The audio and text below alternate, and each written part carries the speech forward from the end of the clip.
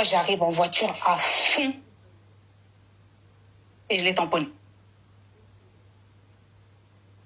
Je le tamponne en voiture.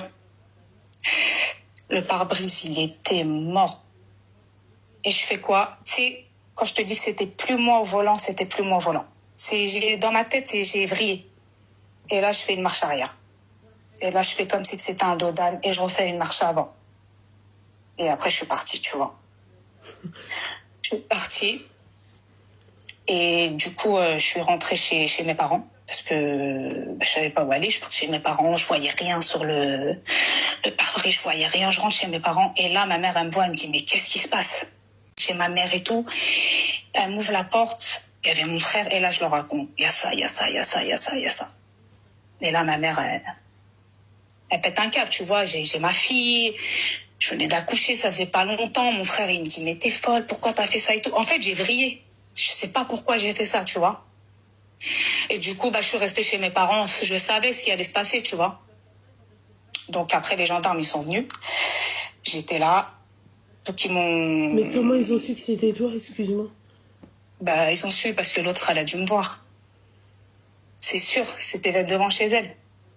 Et je sais que c'est elle de toute façon, tu vois. Donc ils sont venus, ils m'ont embarqué, ils m'ont ramené au commissariat.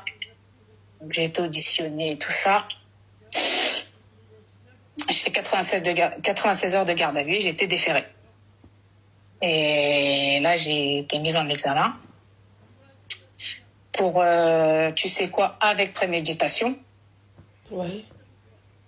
Et là, là, ça commence, c'est le début des problèmes, en fait, tu vois.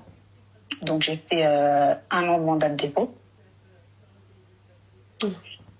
Et donc, après, j'ai été jugée au bout d'1 an. Et j'ai pris 10 ans. J'ai pris 10 ans. Et là, je suis tombée des nues, en fait. Après, j'ai réalisé, tu vois, mais sur le coup,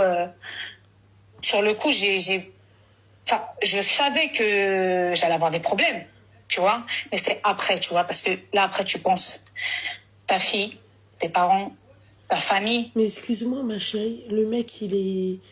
Allah yarhamou, ou là, il est encore avec nous? Non, il est encore avec nous, mais il est handicapé.